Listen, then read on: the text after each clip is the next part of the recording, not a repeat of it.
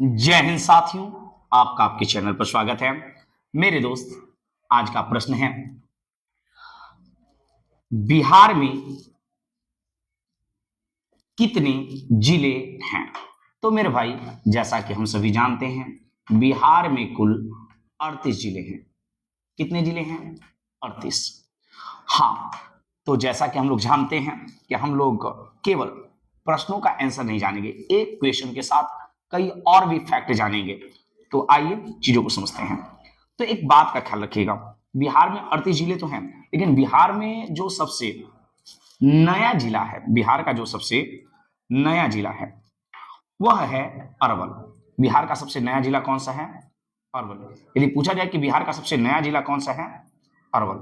हम लोग रही बात तो हम लोग जानते हैं कि बिहार के कुल जिलों की संख्या कितनी है। तो बिहार में कुल जिलों की संख्या 38 है, इसमें कोई दिक्कत की बात नहीं है। और सबसे बड़ा जिला की बात किया जाए तो पश्चिमी चंपारण है, जो यहां पर है, यह है पश्चिमी चंपारण। और सबसे छोटा जिला है वह है शिवहर। सबसे छोटा जिला जो है वह है शिवहर, ये है शिवहर। अब आगे बढ़ते हैं, चीजों को समझिएगा। यदि चीजों को समझा जाए तो, और एक बात ध्यान दिया जाए कि बिहार में यदि बात किया जाए लोकसभा सीट, तो बिहार में लोकसभा सीट 40 और राज्यसभा सीट कितने हैं? तो 16। ये बात हम लोग जानते हैं। इसके अलावा बात ख्याल किया जाए तो बिहार में विधानसभा सदस्यों की संख्या कितनी है? तो 243 और विधान परिषद 75। और इसके साथ एक बात और ध्यान रखिएगा, बिहार में टोटल 6 राज्य हैं जहां पर विधान परिषद पाया जाता है, उसमें से एक अपना बिहार है। ओके, आइए आगे बढ़ते हैं। हाँ जी, तो मैं बात कर रहा था कि बिहार में जिलों की संख्या। तो बिहार में यदि जिलों को यदि आप गौर करें तो 38 तो है। तो बिहार में सबसे नया जो जिला है, बिहार में जो सबसे नया जिला है, तो बिहार का सबसे नया जिला है मेरे भाई, वह है, बिहार में यदि सबसे नया जिला की बात किया जाए तो बिहार का सबसे नया जिला होने वाला है और वो है अरवल। बिहार का सबसे नया जिला जो है उसका नाम क्या है? अरवल। अरवल यहाँ है और यहाँ है जहानाबाद। तो ये अरवल जो बना था वो जहानाबाद से अलग होकर बना था। इतनी बातें याद रखिएगा। आइए अब चीजों को लेकर आगे बढ़ते हैं और चीजों को समझते हैं। एक छोटी सी बात और आप ध्यान दीजिएगा। क्या ध्यान देना है भाई? वो चीजें ये है कि हल्का सा आप ख्याल करिएगा तो ये मिलेगा, बस थोड़ा सा रुक जाइएगा। हाँ, कुछ बातें इधर है, ये छिप गया इसमें। ओके, हाँ, एक बात और ध्यान दीजिए, अरवल से संबंधित कुछ बातें आप देख लीजिएगा जी। तो बिहार का सबसे नया जिला जो है वह है अरवल। बिहार का सबसे नया जिला जो है वह है अरवल। यह 20 अगस्त 2001 को जहानाबाद से अलग हुआ था। कब अलग हुआ था? 20 अगस्त 2001 को।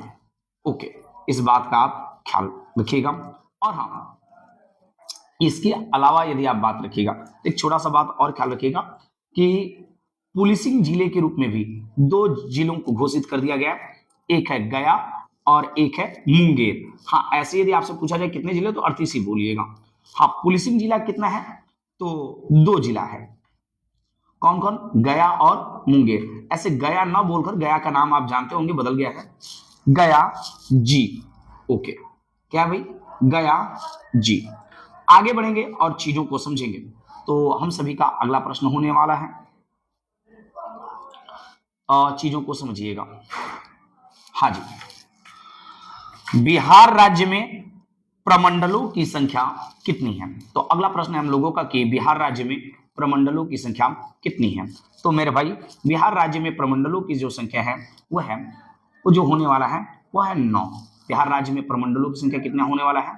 9। तो आइए थोड़ा सा मैपिंग के सहारे इसे समझने का हम लोग प्रयास करेंगे कि कौन कौन से प्रमंडल हैं। तो मैं बहुत ज्यादा मैपिंग तो नहीं, कुछ चीजें आपको करा दिया जा रहा है, चीजें घबराइएगा नहीं मेरे भाई। ये रहा अपना प्यारा बिहार। ओके, अब चीजों को समझने का प्रयास करेंगे मेरे भाई। ओके, देखिए आपको एक प्रमंडल है बिहार में। टोटल प्रमंडलों की संख्या जो है वो है 9। कितनी है? 9। और यहां है कैमूर। ये क्या है? कैमूर। कैमूर के बाद ये है बक्सर। ये क्या है? बक्सर। ये है भोजपुर। कैमूर, बक्सर, भोजपुर। और ये रहा पटना। ये पूरा क्या रहा? पटना। और उसके ठीक नीचे ये है नालंदा। और साथ में ये वाला हिस्सा है रोहतास। ये जितने भी दिख रहे हैं यह सब के सब आपको पढ़ेंगे पटना प्रमंडल में। किस प्रमंडल में भाई? तो पटना प्रमंडल में। किस प्रमंडल में? तो पटना प्रमंडल में। इन बातों का ख्याल रखिएगा। यहां पर जो है ये है पटना और ये रहा नालंदा। तो ये रहा एक पटना प्रमंडल। तो पटना प्रमंडल में यदि बात की जाए कुल जिलों की संख्या, तो पटना प्रमंडल में कुल जिलों की जो संख्या है वह है 6। उसके बाद यदि आप गौर करिएगा तो यहां पर पड़ जाता है, इधर यदि हम लोग ध्यान दें तो ये है सारण, ये है सिवान और ये है गोपालगंज। और इसको मैं अलग कलर से लिख दे रहा हूं ताकि आपको चीजें समझ में आए। ओके, ध्यान दीजिएगा। ये थोड़ा सा चेंज मैं कर दूं। ये रहा सारण, ये रहा सिवान और ये रहा गोपालगंज। और ये टोटल आता है सारण प्रमंडल में। किस प्रमंडल में? तो सारण प्रमंडल में। तो सारण प्रमंडल में कुल कितने जिले? तो 3। अब आगे बढ़ते हैं मेरे भाई, चीजों को ध्यान दिया जाए और समझा जाए। अब ये एक प्रमंडल है जिसे कहते हैं तिरहुत प्रमंडल। ये रहा पश्चिमी चंपारण। इसका नाम क्या है? पश्चिमी चंपारण। ये जो जिला है ये है पश्चिमी, यह है पश्चिमी चंपारण। चौ मैं लिख दे रहा हूं या पी ही सी लिख देते, सी है चंपारण। ये रहा पश्चिमी चंपारण, ये रहा पूर्वी चंपारण। और इसके अलावा यदि बात की जाए तो ये है सीतामढ़ी। ये इसका क्या नाम है? सीतामढ़ी। सीतामढ़ी ये है। और यहां पर बीच में है, यदि आप ध्यान दें तो सबसे छोटा जिला शिवहर। क्या है? शिवहर। उसके बाद मुजफ्फरपुर और इसके बाद नीचे पड़ेगा वैशाली। ये है वैशाली। ये टोटल जो है ये आपको 6 जिला पड़ जाएंगे तिरहुत प्रमंडल में। किस प्रमंडल में? तिरहुत प्रमंडल में। तो याद रखें ये तिरहुत प्रमंडल हुआ। उसके बाद यदि आप गौर करिएगा तो दरभंगा प्रमंडल में, किस प्रमंडल में? दरभंगा प्रमंडल में यदि आप समझने का प्रयास करिएगा तो दरभंगा प्रमंडल में ये 3 आएंगे। एक रहेगा मधुबनी, मैं थोड़ा तेज लेके चल रहा हूं। ये रहा दरभंगा, इसके बाद ये रहा समस्तीपुर और ये सब के सब दरभंगा। हाँ जी, ये सब के सब क्या किस प्रमंडल में आएंगे? टोटल 9 प्रमंडल है और ये रहा दरभंगा प्रमंडल याद रखिएगा। दरभंगा प्रमंडल की बात करें तो दरभंगा प्रमंडल ये दरभंगा जिला जो है, दरभंगा प्रमंडल का ये जो दरभंगा जिला है यह मखाना की खेती में अग्रणीय जिला है। मखाना की खेती में सबसे पहले नंबर पर जिला है, याद रखिएगा। उसके बाद आप ख्याल रखिएगा तो यहां पर 3 जिला, एक इस जिला का ख्याल नाम याद रखिएगा। ये रहा सुपौल, ये है सुपौल, ये है मधेपुरा और ये रहा आपका सहरसा। और ये तीनों जो है आएगा कोसी। इसको कौन सा प्रमंडल बोला जाएगा? कोसी प्रमंडल। कोसी नदी को बिहार का शोक भी कहा जाता है, जैसा कि आप जानते होंगे। उसके बाद आपका आगे एक प्रमंडल पड़ेगा और उस प्रमंडल में 4 जिले आते हैं और इस प्रमंडल को कहा जाता है पूर्णिया प्रमंडल। कौन सा प्रमंडल है ये? तो पूर्णिया प्रमंडल। पूर्णिया प्रमंडल में कौन कौन सा आएगा? तो बिहार का सबसे पूर्वी जिला किशनगंज, उसके बाद अररिया है ये, और उसके बाद यदि आप बात करिए तो ये पूर्णिया और ये कटिहार। ये सब के सब पूर्णिया प्रमंडल में आएंगे। इस प्रमंडल में पूर्णिया। यदि इस हिसाब से बात किया जाए तो हम लोग कौन कौन सा देखें, पटना, पटना देख लिए, एक पटना, ये रहा पटना प्रमंडल 1, ये रहा सारण प्रमंडल 2, और ये रहा तिरहुत प्रमंडल 3, और ये रहा दरभंगा प्रमंडल 4, और ये रहा कोसी प्रमंडल 5, और ये पूर्णिया 6। टोटल कितने प्रमंडल हैं, तो 9। अब एक बात और ख्याल करिए, घबराइएगा नहीं, चीज बिहार पढ़ रहे हैं तो थोड़ा मैपिंग बहुत जरूरी है। उसके बाद यदि आप गौर करिएगा तो ये रहा आपका भागलपुर, और ये रहा बांका, और इस पूरे को ये एक इकलौता है प्रमंडल जिसमें केवल 2 जिले हैं। कौन कौन है, ये है आपका भागलपुर, और ये रहा बांका। ऊपर वाला भागलपुर है, नीचे है बांका, और ये दोनों भागलपुर प्रमंडल में पड़ते हैं। किस प्रमंडल में, तो भागलपुर प्रमंडल में। अब यदि बात करें तो अब 2 और प्रमंडल रह गया, और इसमें बात करेंगे। एक प्रमंडल है ऊपर, यदि आप इसे देखें तो इसे कहेंगे बेगूसराय। कौन सा प्रमंडल है, ये जो पूरा का पूरा प्रमंडल आएगा मुंगेर प्रमंडल कहलाएगा, और ये जो जिला है बेगूसराय है। और उसके बाद ये जो है खगड़िया। ये क्या है, खगड़िया, बेगूसराय, खगड़िया। फिर उसके बाद आप गौर करिएगा तो ये रहा जमुई। जमुई के बारे में एक बात ख्याल रखिएगा, जमुई जो है बिहार का सबसे अधिक सोना भंडारण वाला क्षेत्र है, याद रखिएगा इसे। उसके बाद आप आगे बढ़िएगा तो आपको देखने को मिलेगा भाई जमुई, और जमुई के ठीक ऊपर आपको ये दिखेगा मुंगेर। क्या दिखेगा, मुंगेर। मुंगेर के ठीक बगल में आपको दिखेगा लखीसराय, और लखीसराय के ठीक बगल में शेखपुरा। ये जो हैं, ये जितने भी हैं 5, ये सब के सब मुंगेर प्रमंडल से आएंगे। इस प्रमंडल से, तो मुंगेर प्रमंडल से, इस बात का ख्याल रखिएगा। और ओके, कौन सा प्रमंडल है, मुंगेर प्रमंडल। ओके, ये मुंगेर लिखा गया है, थोड़ा सा याद रखें, मुंगेर है ये ना, मुंगेर प्रमंडल।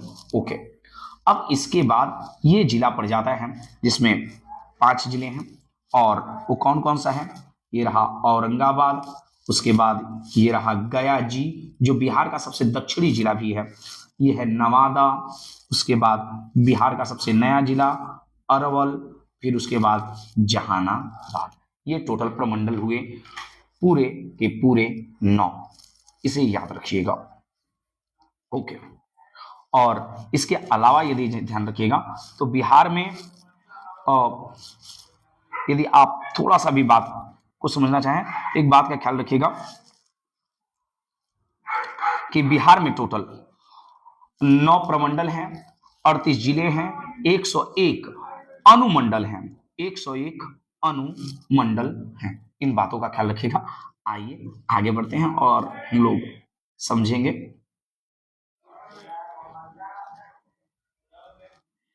इसे मैं पूरा डिलीट कर लूं, बहुत ही गत्ता लिख रहे, ठीक है। उसके बाद हम लोग आगे चीजों को समझेंगे। हाँ जी, ओके ओके, हाँ, तब तक आप लोग पढ़ाई करते रहिए। हाँ, आइए अगले प्रश्न की ओर। देखिए इसका आंसर आपको को बिल्कुल क्लियर दिख रहा है। हाँ, और ये 48वें और 52वें बीपीएससी में पूछा गया है, तो ध्यान देते हैं, चीजों को सुनते हैं, समझने का प्रयास करेंगे। पाटलिपुत्र के संस्थापक कौन है? क्या भाई, किस नदी के? तो पाटलिपुत्र के संस्थापक कौन हैं? तो मेरे भाई पाटलिपुत्र जो है इसके संस्थापक हैं उदाईन। कहीं कहीं उदयन भी लिखा रहता है, लेकिन ज्यादातर बुक में इन्हें उदाईन लिखा गया है। क्या लिखा गया है? उदाईन। अब ये उदाईन कौन है? तो उदाईन की बात की जाए तो उदाईन जो है हर्यक वंश के शासक हैं। किस वंश के शासक हैं? तो हर्यक वंश के। उदाईन की यदि बात अपन करें तो उदाईन जो है हर्यक वंश के शासक हैं।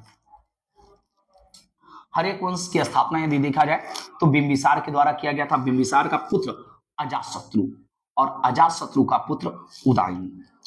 तो याद रखिए बिहार में 16 महाजनपद में एक महाजनपद रहा हुआ है, जो सब ऐसे 3 महाजनपद लगभग पड़ जाते थे बिहार के हिस्से में।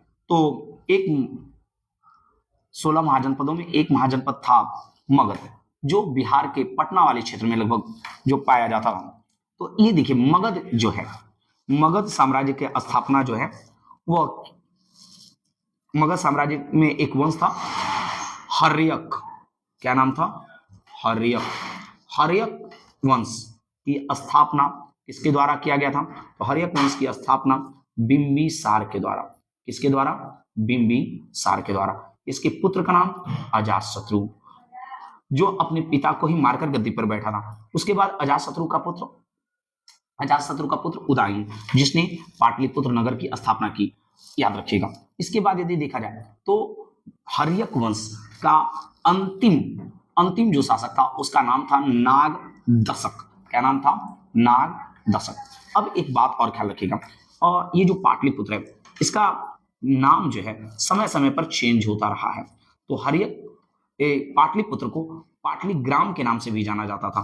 तो अजातशत्रु ने पाटलिग्राम उस जगह का नाम रखा था। फिर उसके बाद उदयन ने पाटलिपुत्र कहा, और शेरशाह सूरी देखा जाए तो पटना। ओके, ये बातें हैं। आइए अगला प्रश्न देखते हैं। विश्व का पहला गणतंत्र वैशाली में किसके द्वारा स्थापित किया गया था? तो इसका सिंपल प्रश्न है लिच्छवी।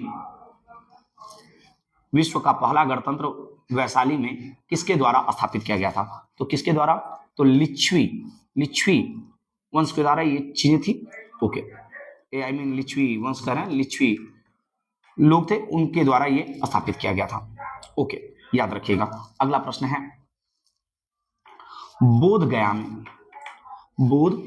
में बोधि वृक्ष अपने वंश की इस पीढ़ी का कौन सा हिस्सा है? तो ये भैया 5वां है। कौन सा है? 5वां। और रही बात ये बोधि वृक्ष के नीचे ही भगवान बुद्ध जो है उनको ज्ञान की प्राप्ति हुई थी। और यदि थोड़ा सा हल्का सा और भी चीजों को ऐड करना चाहें, आप ये जान सकते हैं मेरे भाई कि यहां पर एक जिला है जिसका नाम है गया, और यहीं से एक नदी निकल जाती है। यहां है गया जी, जो सबसे दक्षिणी जिला है। बिहार का सबसे गर्म एवं ठंडा भी सबसे जिला है, मतलब सबसे ज्यादा गर्मी गया में ही पड़ता है, और सबसे ज्यादा ठंडी और गर्मी दोनों गया में पड़ता है, और ये सबसे दक्षिणी जिला। इसके अलावा बात किया जाए तो गया जी जो जिला है ये एक नदी के किनारे पर है, और इस नदी का नाम है फल्गु। इसे कालांतर में निरंजना भी कहा जाता था। कौन सी नदी कहा जाता था? फल्गु नदी का ही नाम निरंजना नदी है। और तो इसी निरंजना नदी के किनारे बोधि वृक्ष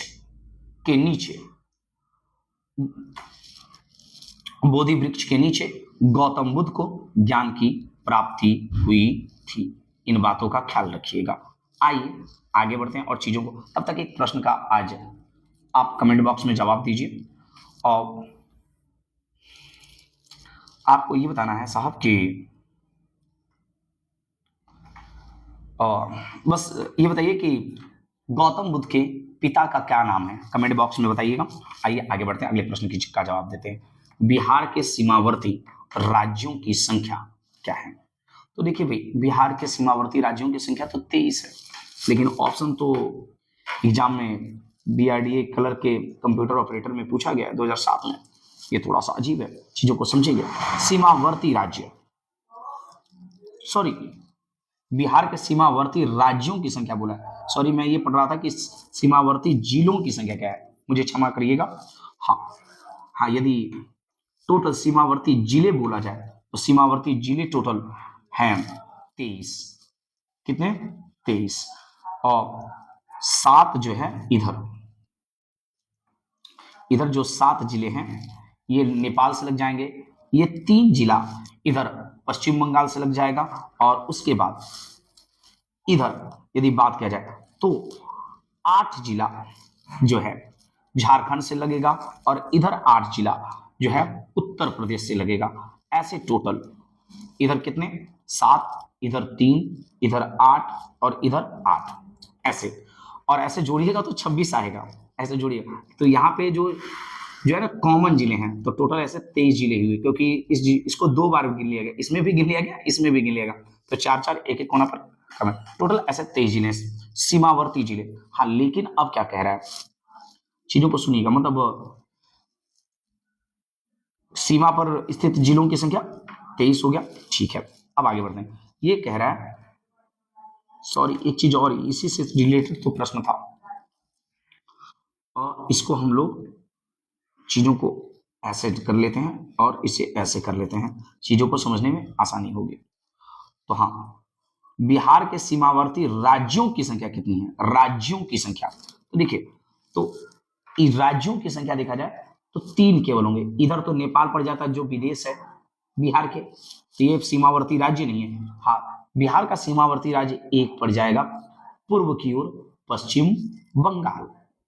ओके, एक, ये रहा झारखंड 2, और ये रहा उत्तर प्रदेश 3, ये रहा उत्तर प्रदेश 3, तो बिहार के सीमावर्ती राज्यों की संख्या 3। आइए अगले प्रश्न की ओर बढ़ते हैं। हम सभी का अगला प्रश्न क्या है, मैं आशा करता हूं कि आपको ये चीजें और ये डाटा आपको पसंद आ रहा होगा। चीजें समझते हैं।